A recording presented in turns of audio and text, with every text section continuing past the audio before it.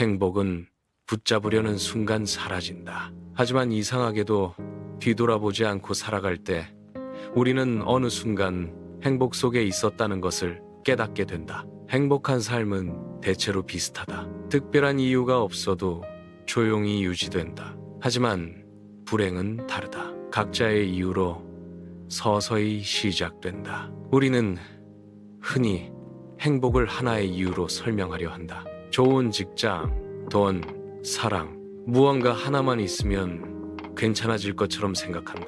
하지만 삶은 그렇게 단순하지 않다. 한 사람이 평온하게 살아가기 위해서는 몸이 아프지 않아야 하고 마음이 쉽게 무너지지 않아야 하며 가족과의 관계가 크게 흔들리지 않아야 하고 먹고 사는 문제로 지나치게 불안해하지 않아야 하며 하루를 견딜 만큼의 작은 기쁨이 어딘가에는 남아 있어야 한다. 이 모든 것들이 크게 드러나지 않은 채 조용히 맞물려 있어야 한다. 그중 단 하나라도 어긋나는 순간 다른 모든 것이 괜찮아 보여도 삶은 조금씩 기울기 시작한다. 그래서 불행은 언제나 구체적이다.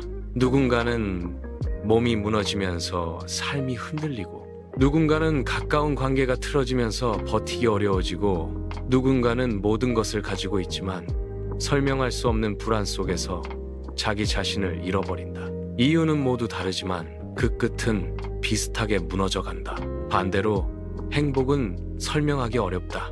특별한 사건이 없어도 그저 무너지지 않은 채 이어진다. 그래서 우리는 그 상태를 당연하게 여긴다. 하지만 그 평온은 건강과 관계와 삶의 안정과 아주 사소한 기쁨들이 조용히 버티고 있기 때문에 가능한 것이다. 어쩌면 행복은 배가 지나간 자리에 따라오는 물거품 같은 것인지도 모른다. 배가 멈추지 않는 한 물거품은 조용히 그 뒤를 따른다. 하지만 우리가 그것을 붙잡으려 하거나 확인하려 하거나 손에 쥐려는 순간 금세 흩어져 버린다. 행복도 그렇다.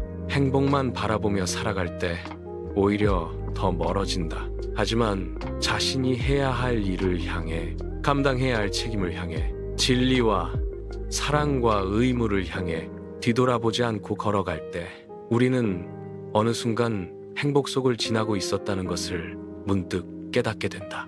그래서 행복에는 이상하게도 조금의 고통이 함께 있다. 삶은 언제나 우리를 편안한 자리 밖으로 밀어낸다. 도망치고 싶은 순간 속으로 다시 걸어 들어가게 만든다. 상처를 견디게 하고 포기하지 않게 하고 누군가를 위해 자기 몫을 감당하게 만든다. 행복은 그 모든 것을 피한 끝에서 오는 것이 아니라 오히려 그 고된 시간을 지나며 조용히 만들어지는 것인지도 모른다. 그리고 행복은 혼자만의 것이 될 수도 없다. 불은 혼자 쬐기 위해 피우는 것이 아니다. 방 안 전체가 따뜻해져야 비로소 나도 따뜻해질 수 있다. 내 곁에 사람이 추위 속에 떨고 있는데 나 혼자만 따뜻할 수는 없다. 그래서 행복은 결국 함께 살아가는 감각과 연결된다.